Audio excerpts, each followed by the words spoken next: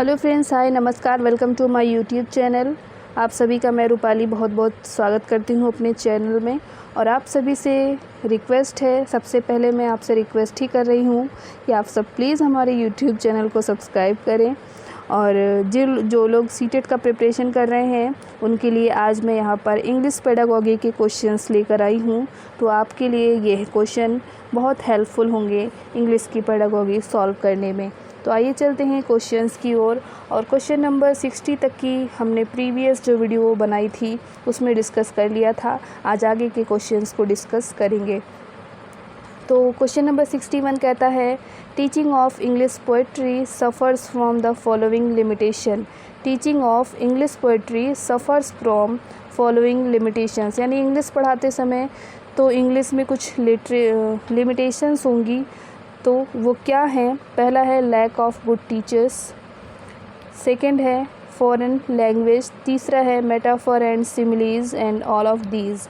61 का जो सही उत्तर होगा ऑल ऑफ दीज। ये सारे क्या हैं?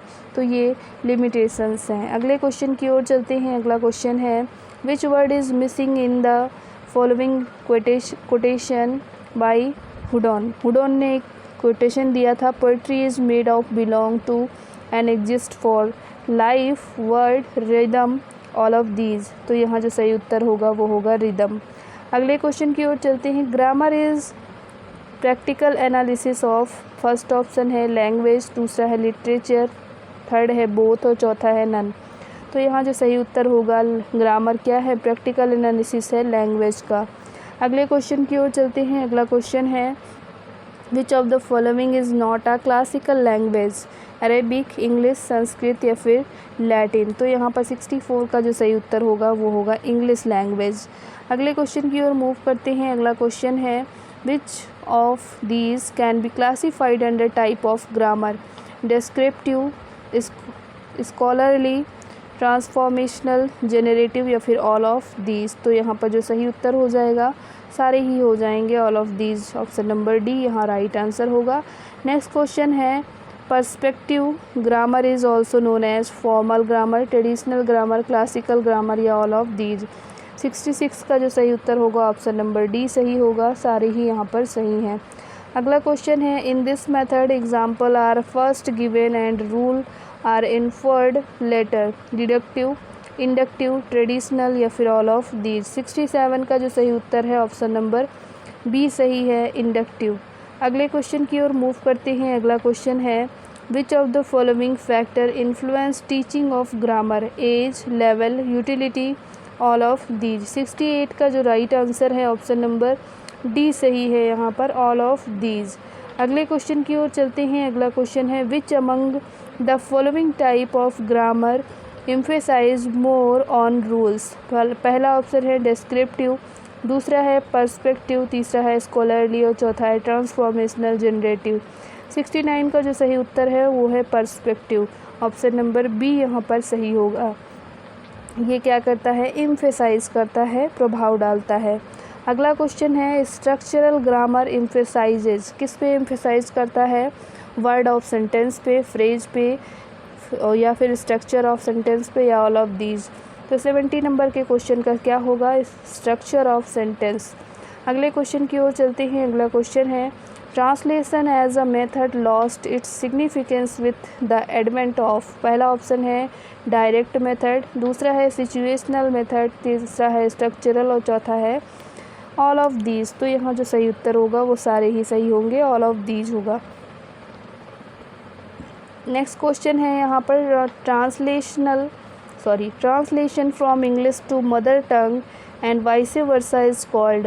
Word translation, sentence translation, retranslation या ओरल ट्रांसलेशन। यानी कि किसी भी लैंग्वेज को इंग्लिश में लिखी गई बात को अगर हम क्या करते हैं, ट्रांसलेट करते हैं मदर टंग में, तो हम उसको क्या बोलेंगे? तो यहाँ पर जो सही उत्तर है उसे हम बोलेंगे रीट्रांसलेशन। अगले क्वेश्चन की ओर मूव करते हैं। अगला क्वेश्चन है यहाँ पर, teaching of translation can be used as. Teaching of translation यानी ट्रांसलेशन का जो टीचिंग में यूज है उसको कैसे करते हैं? अ मेथड की तरह, एक स्किल की तरह, बोथ या फिर नन। तो यहाँ जो सही उत्तर होगा ये क्या है? मेथड और स्किल दोनों की तरह ही इसको हम यूज करते हैं। अगला क्वेश्चन है translation of foreign language is a job of an expert, a student, a teacher, a writer. 74 का जो सही उत्तर होगा वो होगा जो फॉरेन लैंग्वेज है वो एक्सपर्ट के द्वारा यहाँ पर अगर डिस्क्राइब किया जाता है, ट्रांसलेट किया जाता है तो वो क्या है, गुड जॉब है। अगला क्वेश्चन है हु शेड। तो यहाँ पर अब जो सीटेट का पैटर्न है उसमें ये क्वेश्चन नहीं पूछा जाएगा क्योंकि डेफिनेशन वाले क्वेश्चन नहीं पूछे जा रहे, तो नेक्स्ट क्वेश्चन पर हम मूव करते हैं। अगला क्वेश्चन है teaching of composition is based on the principle of. पहला ऑप्शन है सिलेक्शन, दूसरा है ग्रेडेशन, तीसरा है सीक्वेंस और चौथा है ऑल ऑफ दीज। 76 का जो सही उत्तर है ऑप्शन नंबर डी सही होगा, यानी सिलेक्शन, ग्रेडेशन, सीक्वेंस ये सभी क्या हैं, टीचिंग के कंपोजिशन है और उसके प्रिंसिपल पर बेस्ड है। अगले क्वेश्चन की ओर चलते हैं। Oral composition does not help those student who are good orator, shy nature, close या फिर क्रिएटिव। 77 का जो सही उत्तर है ऑप्शन नंबर बी सही है, शाई नेचर। अगले क्वेश्चन की ओर चलते हैं। Which of these is not a type of composition, oral, written, closed, guided. तो 78 का जो सही उत्तर है ऑप्शन नंबर सी सही है, क्लोज्ड। अगले क्वेश्चन की ओर चलते हैं। Objective of teaching composition is enable the student. जो ऑब्जेक्टिव होता है टीचिंग कंपोजिशन का वो इनेबल करता है स्टूडेंट में, क्या करता है enable, to use vocabulary already learned, to make appropriate use of punctuation, to express their ideas या फिर ऑल ऑफ दीज। 79 का ऑल ऑफ दीज हो जाएगा क्योंकि सारी ही चीज़ों को ये क्या करता है, तो करता है। अगले क्वेश्चन की ओर चलते हैं। अगला क्वेश्चन है oral composition help in developing. पहला है सेल्फ कॉन्फिडेंस को डेवलप करता है, करेक्ट प्रोनाउंसिएशन को डेवलप करता है, स्पॉन्टेनिटी ऑफ स्पीच को या फिर ऑल ऑफ दीज को। तो यहाँ सभी चीज़ों को ये क्या करता है, तो डेवलप करता है। अगला क्वेश्चन यहाँ पर है, इसको भी हम लीव करेंगे और नेक्स्ट क्वेश्चन की ओर मूव करेंगे। क्वेश्चन नंबर 82 ये भी है। Written composition can be written in the form of story, article, precise या फिर ऑल ऑफ दीज। तो 82 का जो सही उत्तर होगा ऑप्शन नंबर डी सही होगा, इन सभी फॉर्म्स में ये रिटन किए जाते हैं। नेक्स्ट है which method is not used in guided composition. कौन सा मेथड है जो गाइडेड कंपोजिशन में यूज़ नहीं करते हैं हम, रीडिंग, ट्रांसलेशन, डिक्टेशन या फिर सब्स्टिट्यूशन। तो 83 का जो सही उत्तर होगा वो हो जाएगा रीडिंग। अगले क्वेश्चन की ओर चलते हैं। अगला क्वेश्चन है at the later stage oral composition can be taught through dramatization, conversation, dialogue या फिर ऑल ऑफ दीज। 84 का जो सही उत्तर होगा, यहाँ भी इन तीनों ही तरीके से ये किया जाता है। अगले क्वेश्चन की ओर चलते हैं। अगला क्वेश्चन कहता है composition develop the power of expression and communication through reading, writing, understand या फिर ऑल ऑफ दीज। तो यहाँ भी सही होगा सारे वाला ऑप्शन, ऑल ऑफ दीज। अगले क्वेश्चन की ओर चलते हैं, इसको ब्लिंक करते हैं। नेक्स्ट अगला क्वेश्चन है what qualities of teacher have been emphasized by the Indian education commission. मतलब कि क्वेश्चन क्या कह रहा है, व्हाट क्वालिटीज़, क्या क्वालिटी होंगी एक टीचर की जो एम्फेसाइज करे, प्रभावित करे इंडियन एजुकेशन कमीशन के हिसाब से। तो यहाँ पर पर्सनल क्वालिटीज़, एजुकेशनल क्वालिफ़िकेशन या प्रोफेशनल क्वालिफ़िकेशन या ऑल ऑफ दीज। 87 का जो सही उत्तर होगा वो सारे ही चीज़ें क्या हैं, टीचर के अंदर होनी चाहिए। अगले क्वेश्चन की ओर चलते हैं। अगला क्वेश्चन है the method of pros teaching is. Most important question है, इसको आप टिक करके रखेंगे, कई बार एग्ज़ाम में पूछा गया है और ये हमेशा अधिकतर एग्ज़ाम में पूछा जाता है, यानी ये एक ऐसा क्वेश्चन है कि यहाँ पर इससे क्वेश्चन पूछा जरूर जाता है। तो इस प्रश्न का ऑप्शन क्या है, तो देख लेते हैं। Translation, direct method, question answer या फिर ऑल ऑफ दीज। तो यहाँ 88 का जो सही उत्तर है ऑल ऑफ द एबव हो जाएगा। अगले क्वेश्चन की ओर चलते हैं। अगला क्वेश्चन है prose teaching develop the aesthetic aspect, linguistic aspect या फिर बोथ या फिर नन।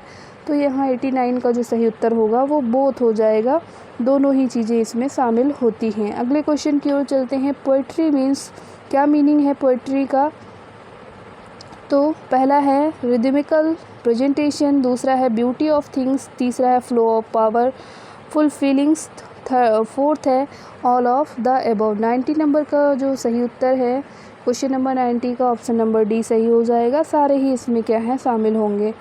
अगले क्वेश्चन की ओर चलते हैं। पोइट्री टीचिंग एम्प्लॉय क्या करता है? साइलेंट रीडिंग, इमिटेशन रीडिंग या फिर मॉडल रीडिंग या फिर ऑल ऑफ दीज। तो क्या एम्प्लॉय करता है पोइट्री टीचिंग? पोइट्री टीचिंग करने का उद्देश्य क्या है यहाँ पर कि क्या समझ में आना चाहिए? तो यहाँ पर जो मीनिंग होगा इसका 9(1) का, तो ये हो जाएगा ऑल ऑफ दीज, यानी ये सारी चीज़ें वहाँ पर होनी हैं। अगले क्वेश्चन की ओर चलते हैं। The objective of composition is the written speed, correct pronunciation, communication या ऑल ऑफ दीज। तो यहाँ भी ऑल ऑफ दीज वाला हो जाएगा। अगला क्वेश्चन है। The principle of composition is sequence, gradation, utility या फिर ऑल ऑफ दीज। तो यहाँ भी डी ऑप्शन राइट आंसर होगा। अगले क्वेश्चन की ओर मूव करते हैं। The English sentence structure are 6 type, 7 type, 8 type या नन ऑफ दीज। 9(4) का जो सही उत्तर होगा वो होगा 7 टाइप।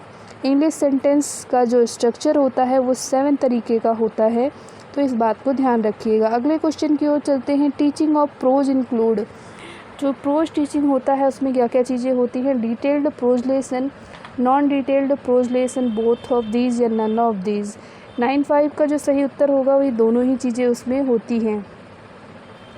आगे का क्वेश्चन है। Which of the following is not the type of pros? Drama, poem, ऐसे, प्ले। 96 का जो सही उत्तर हो जाएगा वो हो जाएगा पोएम। पोएम शामिल नहीं होती है प्रोज में, इसके अलावा सभी चीज़ें होती हैं। अगला क्वेश्चन है 97, ये कहता है the general aim of teaching prose. Prose को पढ़ाने का जो जनरल एम है वो क्या है, ये आपको बताना है। तो इसका ऑप्शन है to enable student to listen, speak, read and write English prose, या फिर to enable student to comprehend the thought, या फिर थर्ड है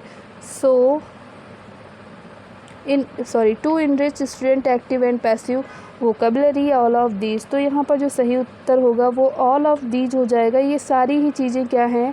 प्रोज टीचिंग का एम है, उद्देश्य हैं। अगले क्वेश्चन की ओर चलते हैं। अगला क्वेश्चन है which is the lowest method of teaching vocabulary. Vocabulary पढ़ाने के लिए सबसे जो कम सही माध्यम है वो क्या है? तो पहला है by using mother tongue, by showing real object, या परफॉर्मिंग एक्शन, या फिर शोइंग चार्ट। तो 98 का जो सही उत्तर है ऑप्शन नंबर 1 है, बाई यूजिंग मदर टंग।